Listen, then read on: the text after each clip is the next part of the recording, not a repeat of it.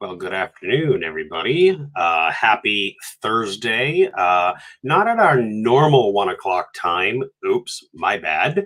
But yeah, we're really excited today to continue the conversation around SOC 2 and penetration testing. The last series here at Compliance Scorecard, we talked about penetration testing and whatnot. And now we're tying in SOC 2 with our good friends from Securely, and I always pronounce it wrong. The word doesn't roll off my tongue that well. And so let's take a moment to introduce yourself, Securely, and let me pull up. Whoa, wrong person. I want you, not me. We want you full screen. There you go. And take a minute to introduce yourself. Awesome. Thank you, Tim, first for having us. Really appreciate it, or having me. I'm Kirill Cohen, CTO at Securely. Very excited to share Compliance Scorecard in this journey. We've been helping a lot of companies with their compliance, starting with the Pentest and tying in the Pentest with compliance. So I think this partnership, it's amazing, and what you guys are doing amazing, and it's amazing, and this is a great combination and a great topic to explore together. Tim, you're muted. Keep talking away, like at least once I put myself on mute, but it's always good. So really excited to have you here. We talk a lot about the various frameworks and the stuff within the industry, but I suppose I should also introduce myself, right? So Kim Golden, founder and CEO of Compliance Scorecard, where we help MSPs have the risk conversation with your client using our compliance scorecards. All right, enough of that. Great, everybody. Let's make sure we have the right screen. There we go. You think I'm kind of new to this, right? But I feel like I'm like trying to be an old pro, but you know what? Technology, I screw it up from time to time. So, today's topic around SOC 2 compliance and the value of a penetration test and being prepared for your SOC 2 readiness, right? And so maybe we could level set a little bit and talk about penetration testing. Right. We've been talking here at Compliance Scorecard for the last couple of weeks, but I want to get your take on it. I want to have your understanding of, what do you think? Where are we at? What's this whole penetration testing thing all about? Yeah, that's a great topic. And I think a very interesting one, because basically in the past, penetration testing was how could you get into a computer system externally without knowing anything about it. And then over time, different shades of that pen test started coming up. And so that's why nowadays you have what's a black box pen test, a gray box, and a white box pen test. And so that basically depends how much information, that basically means how much information do you have of that system when you start the exercise of pen testing. So pen testing became crucial for compliance because it allows that third party, that customer of yours, to understand how much security have you put into place, what kind of controls have you put into place. And now, furthermore, here the issue is, okay, do you go completely automated, or do you also work on that manual part of it, which is now an ethical hacker coming in and performing more than just a scan, more than just a single poke at a system, perform 5, 6, 7, 10 different steps to try to hack into a particular system. Does that make sense? Absolutely, absolutely. And so just getting a couple of technical questions here behind the scenes in the green room. So I think we're good, though. It is getting recorded. I see it on the lives. I think we're good here. So, all right. Yeah, the black box testing, the white box testing. I'm gonna kind of pull this back over here, right? Because I love this human-powered pen test as a service, right? So there's a lot of these conversations about install Nmap, install Burp Suite, install tool XYZ, and yay, we're doing pen testing. Well, yeah, you're doing some components of pen testing. And, we talked a lot about in our previous episodes here around using vulnerability management to determine potential areas of exploits. Now, bringing in, somebody like yourself and your team, now that we've discovered those vulnerabilities, let's take actual humans to go after them. The actual human powered piece of a pen test, right? Exactly, yeah. And picture, for example, tools like Burp Suite. Those are amazing vulnerability scanners. They are great, but they're only going to poke a hole in a particular way. Now, most pen testers will use a number of those tools to gather information, but they will combine those different poking at holes in different sequences, and now they will go further and attempt to inject data into, let's say, into a request, or change how the request is composed, etc., and then exploiting access to a system. That is something that today most vulnerability scanners and application security scanners can't do by themselves. And that's Mm. why that manual penetration tester to us is crucial, and it's part of our essence at Securely. Yeah, and so I love that you're tying in, like, use tools as a way to discover stuff, but then use the humans to actually exploit them. And while we know that bad actors are probably using a lot of the similar tools to find the stuff, right? It's really, their brain power and their human power behind it to actually actively exploit that stuff, right? Like, it's their knowledge. Granted, maybe some things are changing with the way AI works these days or large language works these days. But, as you prepare for some compliance things, whether it's PCI, SOC 2, like, it's great to discover the stuff, but you want to be able to make sure you're ready to thwart off those bad actors, right? And so, Absolutely. as we prepare down this SOC 2 readiness path, what are some of the things that you've seen companies like ask for during a penetration test to get to their readiness state or ongoing state for their SOC 2 compliance? That's a good point. So, I mean, essentially, our process is we use a number of those vulnerability scanners and cloud configuration scanners, etc. Many of them are open source to gather intelligence about their systems. And then we go after the pen test. Now, this ties in directly to compliance. So when you're asking me, okay, so what are these customers looking for, right? Really, Hmm. most of our customers are looking to obtain some kind of certification so that they can Yeah. close a deal with a bigger customer, right? And so Hmm. in that, we're establishing trust. Trust is established by knowing, are you doing your due diligence in testing and doing the security testing for your applications or for your systems that is commensurate to the opportunity? In many cases, people just go after a completely automated scanner. And that's Right. fine. Listen, that's a low budget offering. That's totally fine for certain deals. But when you're talking about closing a deal with Google, with an enterprise customer, a Fortune 500 company, they will want to see evidence that you went the extra mile to actually get things done. I see there's a Mm. question from the audience about what tools do we use. So in general lines, I can talk about Burp Suite, Nessus, um, CloudSploit, Prowler, Nuclei. There's a bunch of open source scanners plus some of the paid scanners such as Nessus and Burp Suite. Hmm. Hmm. So going through our own SOC 2 attestation, right? Going through our own quote audit and attestation, right? And looking at the controls and talking about specifically control 16, right? Selects, develops, performs ongoing evaluation, blah, blah, blah, blah, blah, blah, of internal controls to met like this.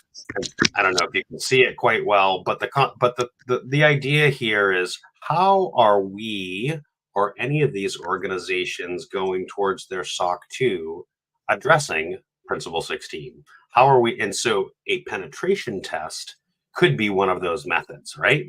Correct. And that's a great point. Also, like, very important to for people to know.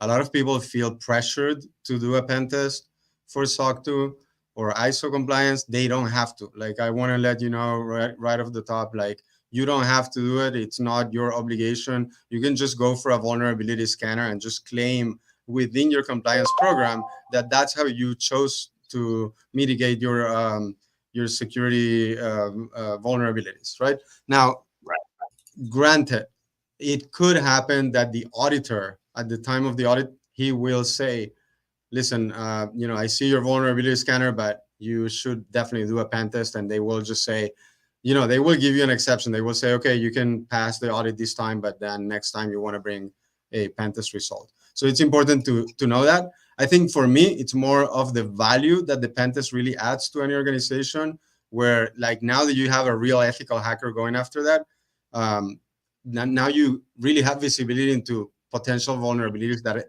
a real hacker can exploit.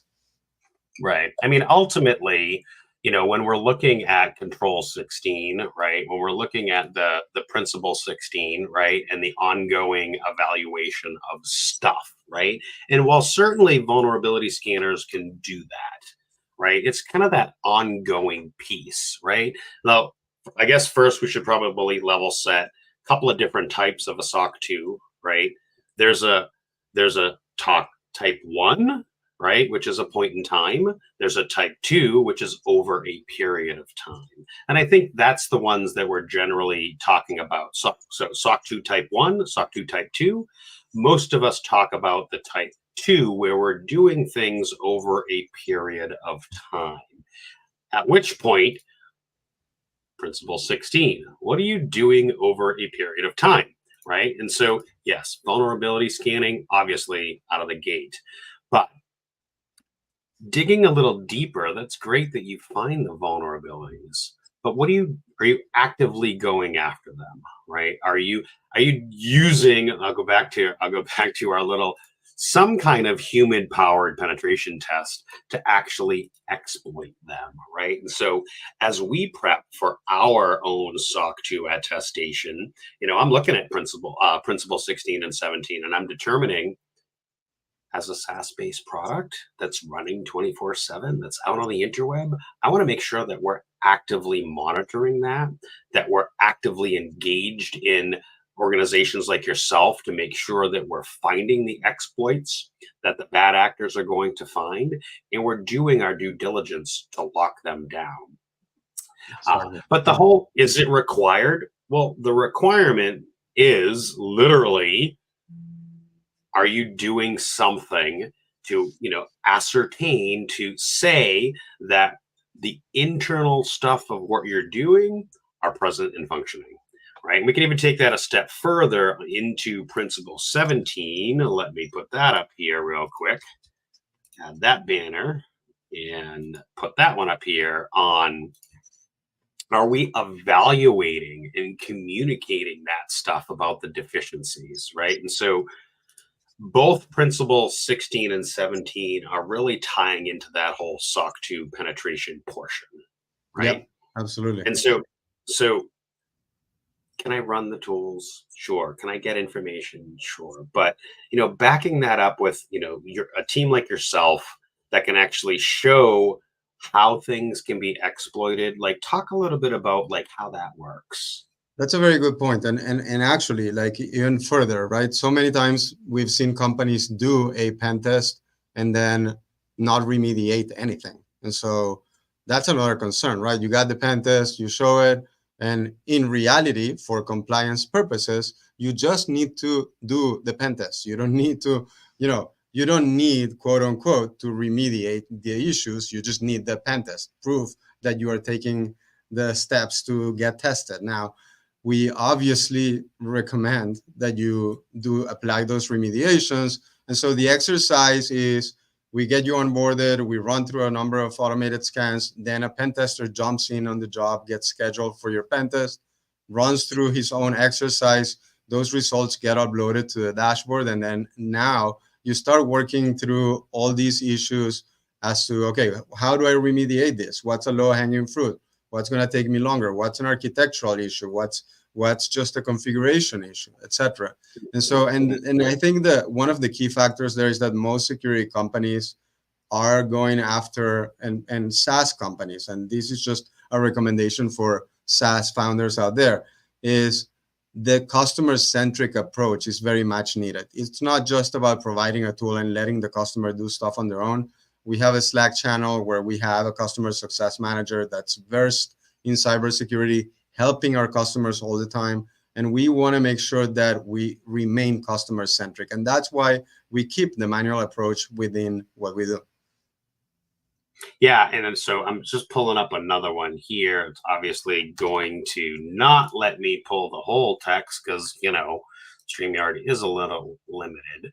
So we've been talking a lot about SOC 2, and I know a lot of our MSPs in the listening audience tend to follow CIS, right? CIS has a penetration testing requirement, right? To test the effectiveness, the people, the process, and the technology behind simulating. The last word should have been attacks, but we're limited on the number of characters. So even CIS starts to understand the value and the benefit of conducting a penetration test.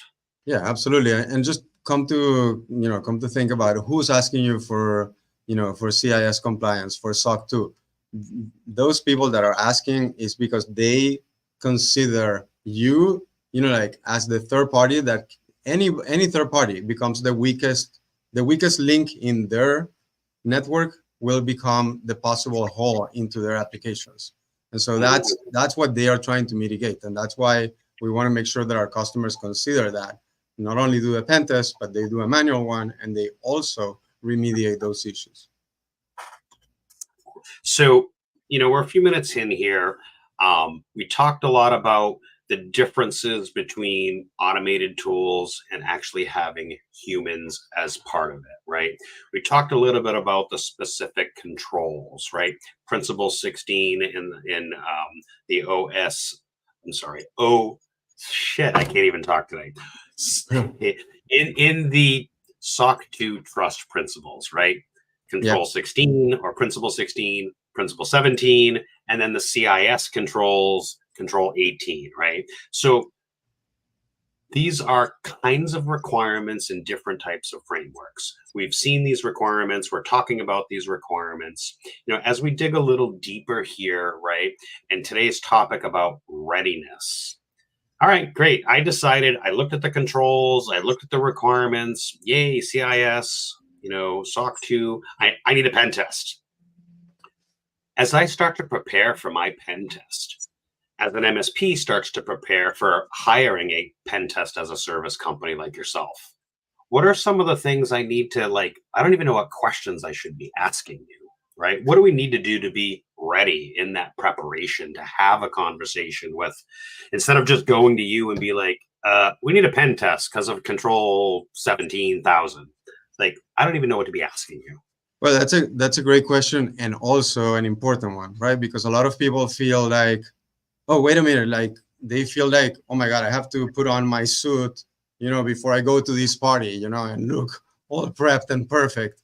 But that's not necessarily the case. I mean, we see a lot of times customers that are running applications that have been running them, and they are now going to do a migration. They're like, oh, no, let's wait until we do a migration. And we understand they are trying to save money in a way, but at the same time, because of our continuous approach, that's not necessary. You can start your pen test right away with how you're serving your customers. The reason why I bring this up is because you're asking about preparation.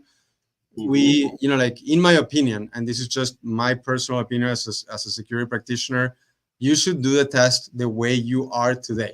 And then if you're going to make changes and you're going to release changes to your applications, to your systems, probably on a weekly basis, on a monthly basis, depending on how your company runs. But essentially, the earlier the better.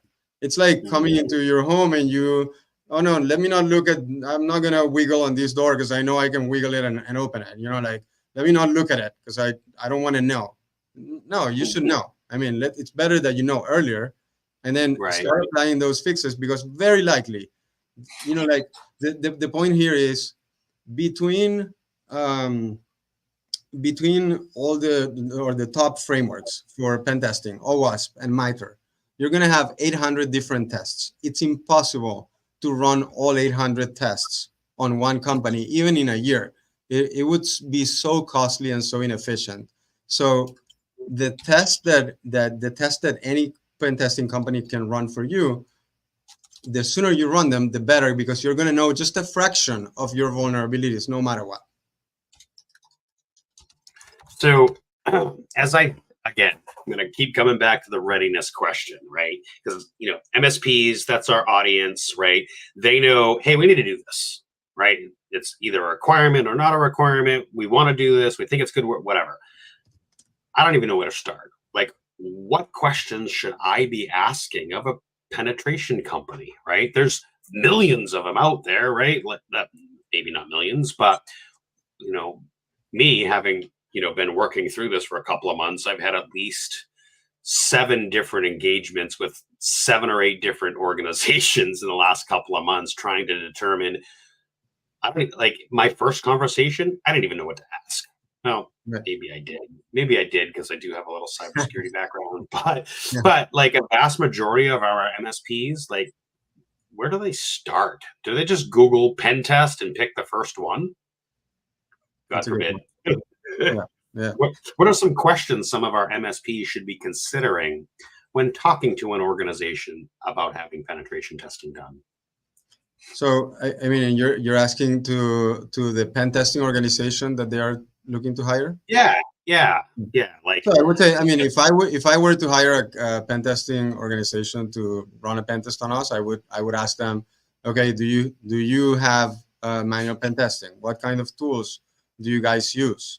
How much time does the manual pen tester spend on our case, right?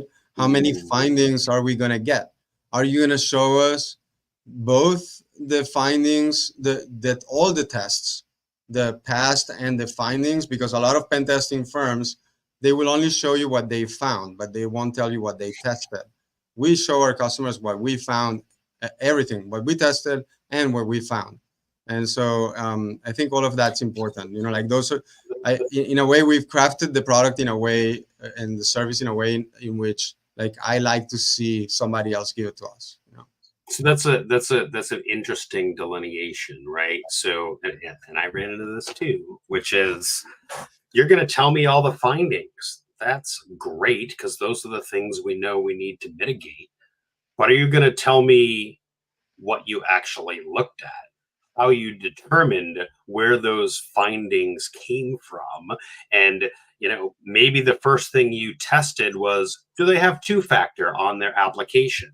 Well, I mean, I know I do, but if you did a test and you looked at 2-factor, yes, no, I would want to be able to see, like, oh, they did hit my 2-factor, or maybe they didn't, right? I would want to know, what did they actually test?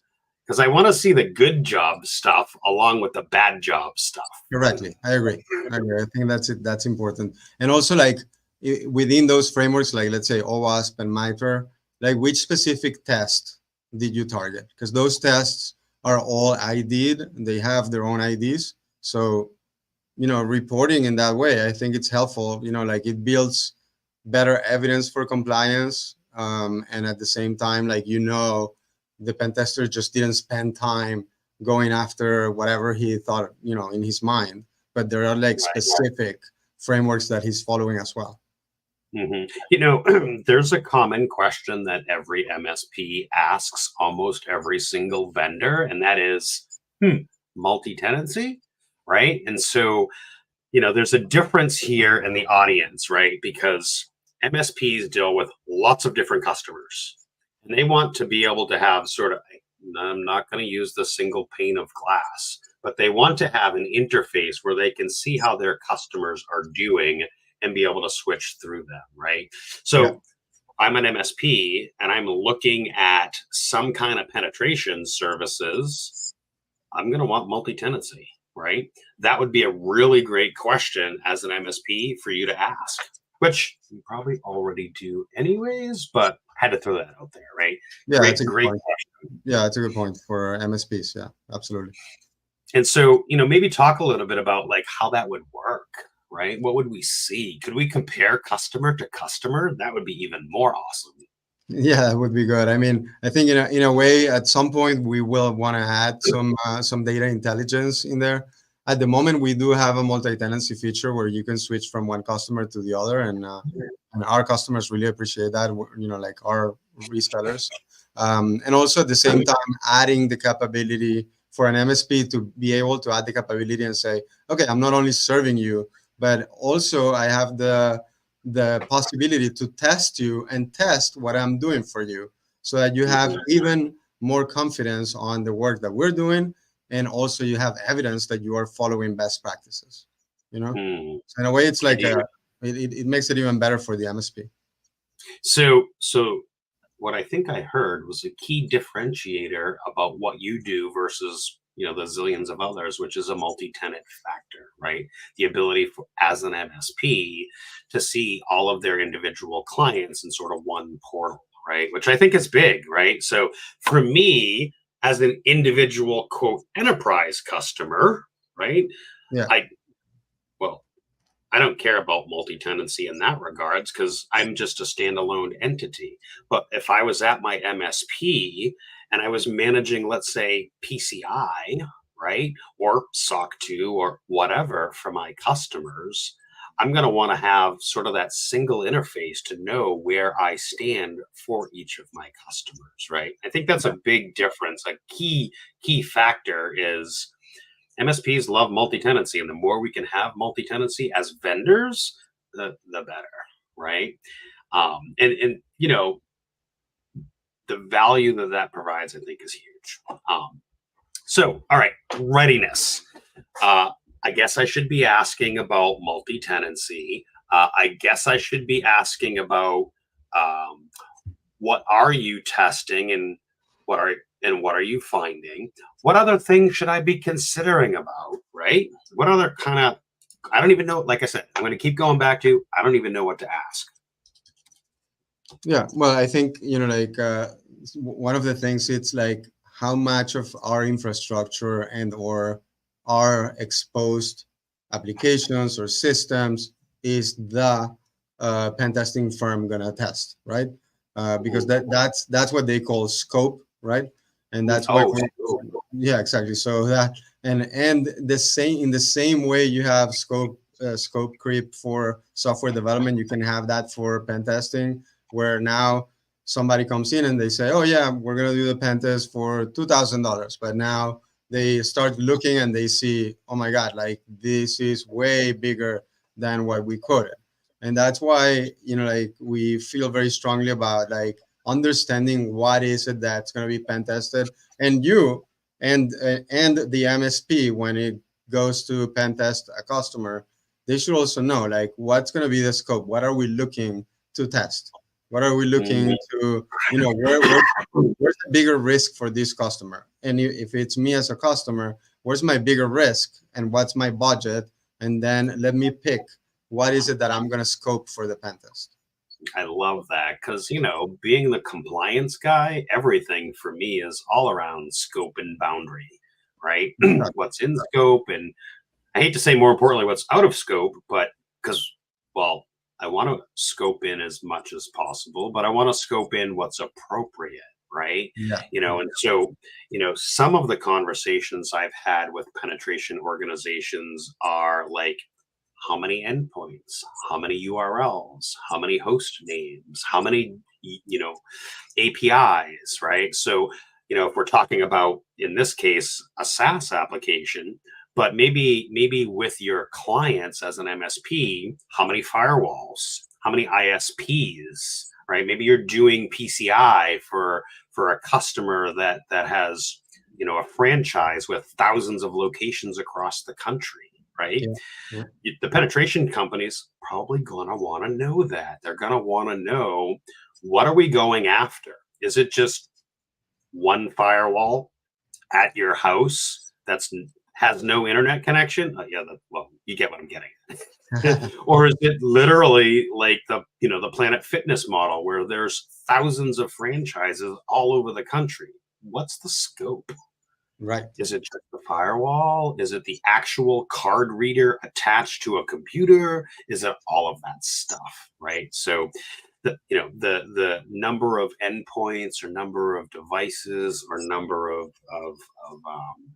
host names is something that came up frequently as I done my own research.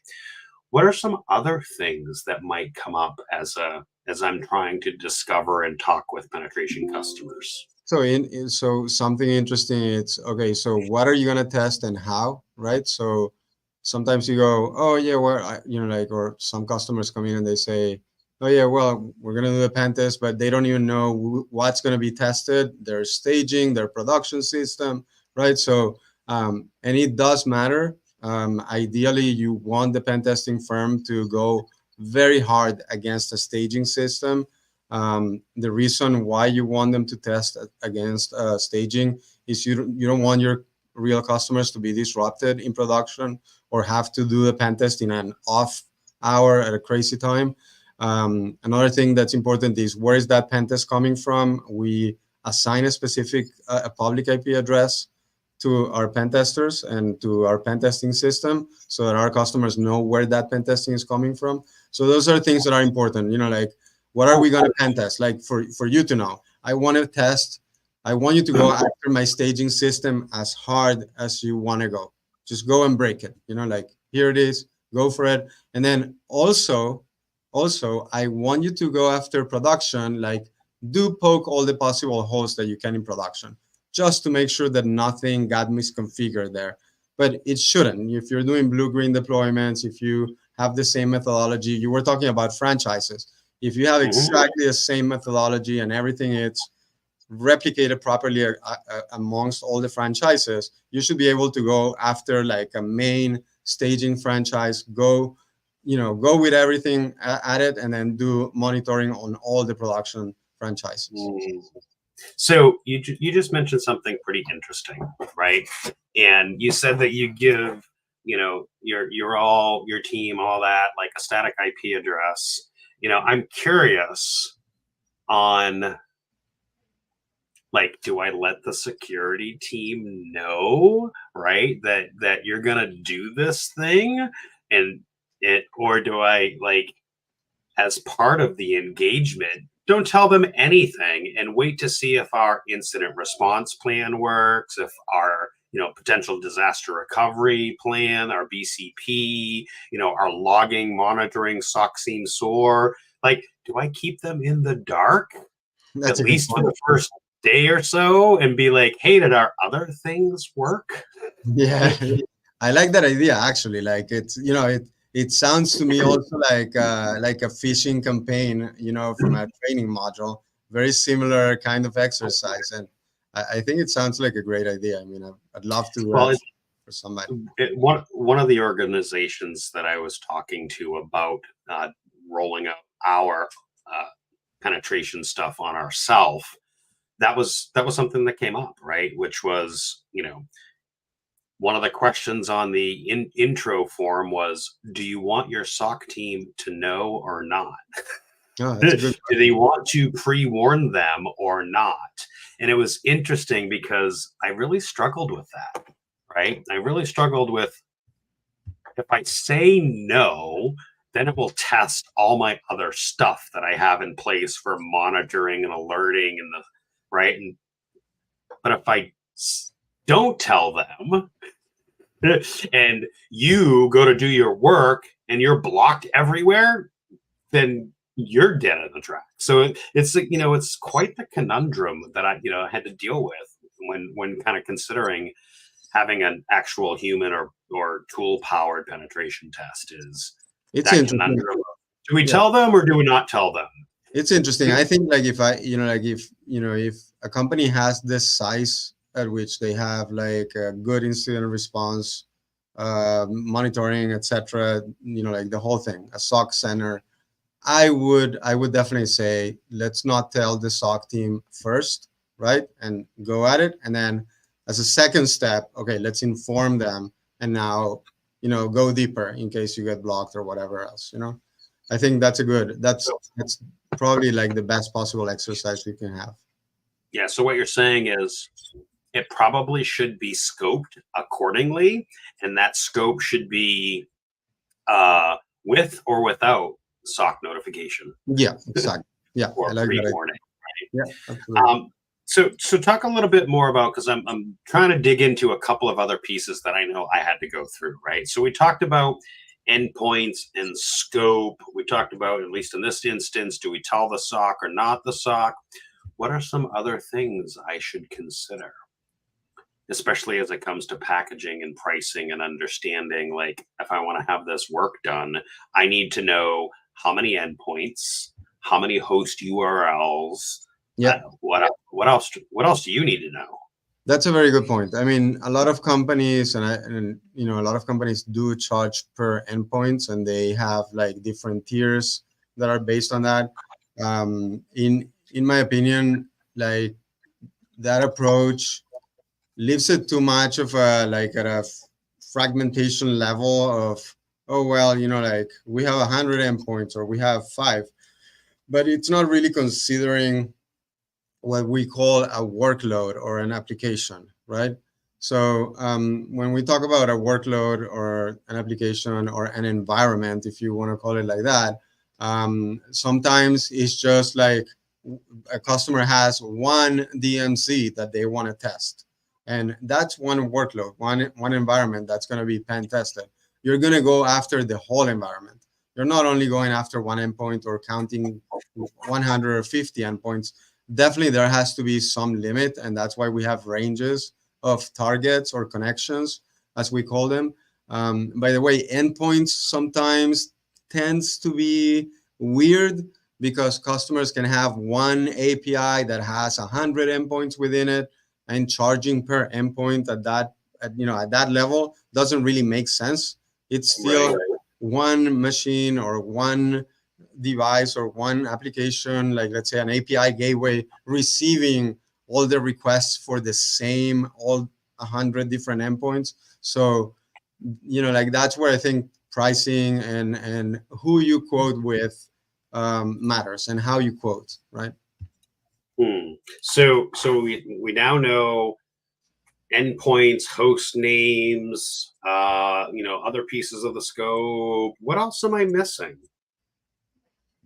All right, um I'm leading you down the path. I'm just going to say it.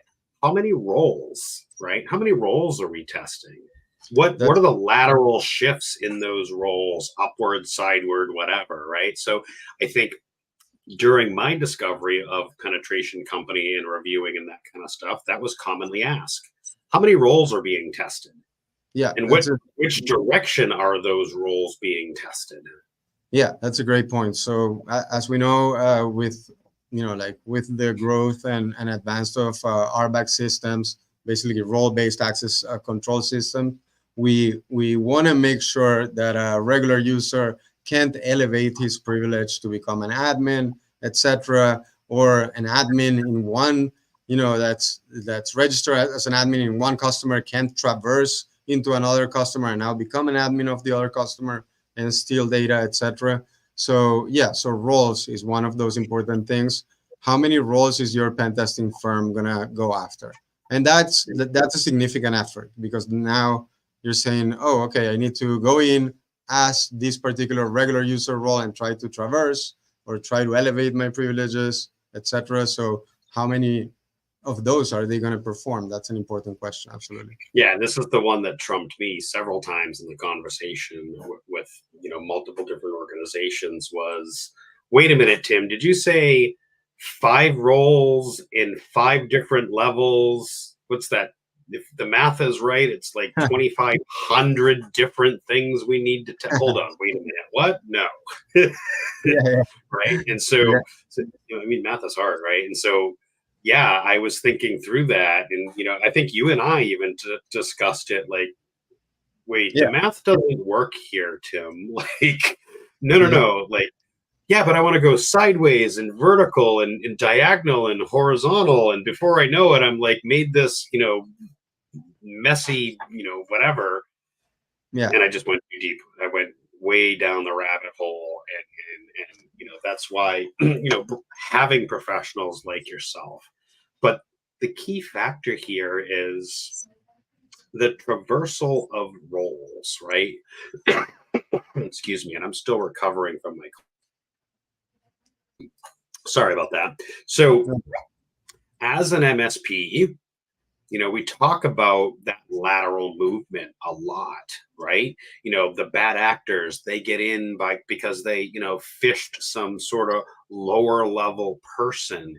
And through that fishing, they were able to kind of get in that way. They found an exploit, right? They penetrated the environment, and then they've now discovered ways to gain more access, to shift to a different permissions level, or to shift between particular roles, right? Yeah. So it can get really complex really fast. But as an MSP, that's certainly something we definitely need to think about when we're working through building out a penetration service. Absolutely, absolutely, and I think like the one of the important points there too, it's like you don't have to go crazy. Like if you have, I don't know, like some companies can have 100 different roles in their system, right? You don't have to test them all, but you can go after groups of roles and say, okay, like a completely basic user, what kind of access do they have, and then go for a mid-tier user, and then go for a higher tier user, and then depending also on the compliance requirements that you have and who you're selling to, then you can scale that up and do more roles and go after more testing. One thing that I would say for certain you want to make sure that your pen testing firm is going after is customer traversal, like traversing from one customer to another, because obviously you're talking about data loss prevention there. Like you as a security company or as an MSP, you want to make sure that you're not allowing that to happen. Mm-hmm. Yeah, and that's a great point. You said two of sort of my favorite kind of words. You said DLP, and for us, right, having an access control policy. And I don't mean like the configuration policy. I mean actually having a document that outlines, your RACI, your role-based access control. What type of person can do what types of things, Yeah. what type of thing can do what type of things, and where that sort of racy matrix comes in, right? And fortunately, a compliance scorecard, we can help you manage all that and deal with all that. But having that documentation, then when you're starting to engage with the penetration company, you can go to them and be like, here's our racy doc, right? Here's the types of buckets of things, and here's the types of identities in those things and what they should or should not be allowed into, right? It Yeah. makes it very easy then for an organization like yourself to look at that and go, now I know where to go, how to go, because hackers are going to keep trying to every which way they can from Sunday. But when you have the documentation to say, this is what we at least know about and how we built our systems, Yeah. you can tailor and scope the conversation and the pricing specifically to what you already know. Now, that doesn't mean you can't find other stuff, but having that RACI document, having a role based access control policy that talks about who should be and who should not be, right? I know for us, like, I have a super secret, special, super administration thing that is only for me, and I only know how to get there, and it's quadruple, password protected, all the things, right? So it's kind of all that stuff, but I only know about it. I'm the only one that can get to it. I have, well, 3 factors of authentication to get to it. I probably would put that on like a penetration test because I'd want you to try to go after it. But generally speaking, it wouldn't be something out there. So, Yeah. yeah. So, And yeah, go ahead. quick question for you, Tim. So I know at Compliance Scorecard, you guys are looking to help people follow controls and basically pursue compliance. One of the interesting things that we've seen over time is companies pursuing compliance just as checking the box, but not really implementing. How are you guys making that better for your customers so that they really implement what's written in these policies? Yeah, and that's where our integrations really come into play, right? So MSPs have a lot of awesome tools. And as we build out our API integrations, we can start proving doing what they say they're doing by using a tool that does the actual work, right? And so, you have your documents, you have your controls, you have your frameworks, and then tying that back into the actual tool, whether it's a human or an actual API tool or whatever doing that work, to build out that ongoing continuous compliance monitoring, right? Mm. That is kind of one of the things that we're really kind of proud of here is building that data lake, right? The MSP community, it's disjointed. Data is all over the place. None of it is well structured. The way one organization uses the word asset versus the word hardware versus asset underscore device, it's a mess. It's a Yeah. mess. There is no like standardized structure of the data. So we're building that data lake. We've got a lot of those components already. Pull in your API source of truth, structure it over here, and then use that to prove the things along the way. Nice. Nice. I love that approach. Yeah, I mean, at least that's the big picture, right? Obviously, it takes time and development resources and development and like. I probably spend most of my hours looking at other API connections and determining how all these pieces fit together. So, which is kind of fun for me because I don't write a lot of code much anymore, but I can actually go and dig into the code without actually having to write the code. So I do miss punching keys and writing code from time to time, but I digress. Back to SOC 2 readiness. So let's recap here because we've got about 10 or 15 minutes left. I'm going to recap and give you an opportunity to kind of chime in on the recap. And then I want us to talk about each of our own individual one key takeaway because I'd like to leave our MSP audience with one key takeaway from today.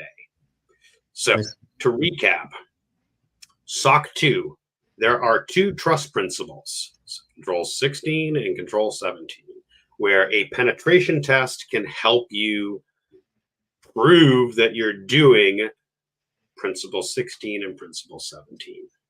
And if you're not even doing SOC 2 and you're looking at CIS, Control 18, right? There is a penetration test requirement of Control 18, right? We want to say we're doing and following the CIS controls, everything but this last Control 18. Okay, well, maybe not. So there's certainly requirements in a bunch of different things. Without getting into all the details, we've just mentioned two, SOC 2 and CIS. From there, as an MSP, when we're engaging with organizations for a penetration test, we should talk about, is it all just automated tools, or are there actual humans behind this actively exploiting and going after finding stuff? As an MSP, we should also kind of keep in mind, what are we going after? What is the scope, right? Is it all these endpoints, all these firewalls? Is it one API connector to some web service? Or is it, that whole, what are we doing? How are we scoping this? Yeah. The next piece, I think, if I'm remembering the order of what we talked about here, what are the roles, right? In which direction can those roles go? And do I have a RACI document? Do I have a role-based access control policy? Do I have an access control documentation? Am I missing anything else when it comes to be thinking about, all right, I want to do penetration as a service. I need to know not only for myself, but my customers, these 10 things. Is there something that I'm missing? I feel like I might be missing something. Well, I think, thinking about remediations, it's important. A lot of companies go into these, into this process and they are like, oh yeah, let's do a pen test. And now, obviously their team is super busy doing something else, building an application, building a system, deploying new assets, etc. And they really don't have the capability to remediate. So how are you going to remediate what you find? or what the pen testers find, you know. Remediation. We didn't talk about that. You know what? We'll save that for next Maybe a week's topic webinar. for another time. Yeah, exactly. We'll save that for next week's webinar because, yay, we found a bunch of broken stuff, but we should probably fix it. Exactly. Yeah. that can be next week's. All right. So for our MSP listening audience, we've kind of gone round robin, kind of explained to you some of the things around the readiness. You know, Carol, if I wanted to have one key takeaway from today, what would that be? To me, is that pen testing, it's an important piece of evidence for compliance. Doesn't matter what framework you're pursuing. You want to make sure that there's that third party and that there's a real person testing, not only a scanner. You can buy a bunch of scanners online that do several different things, or maybe the same thing in different ways, but having that human touch, it's really important.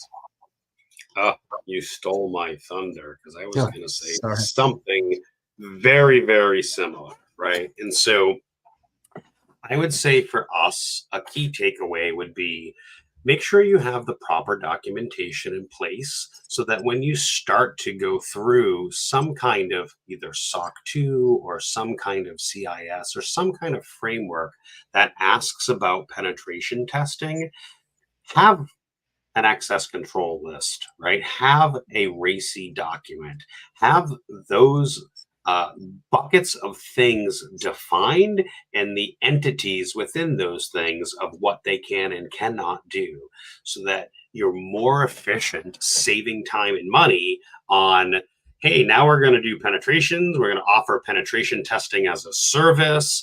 And we know we're going to do these roles and these endpoints because this is how we've structured that stuff. So the more you can document, the better you're going to build out that scope. Yeah, that sounds great. So as always, we love to have great guests on here.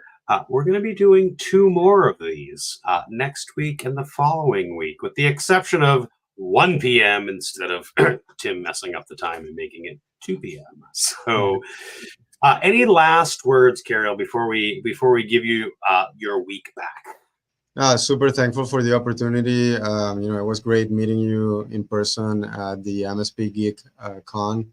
We didn't even talk about MSP Geek. Yeah, it was a cool conference, and it's great to see how many founders in this community are interested in growing the security posture and making it better for their customers.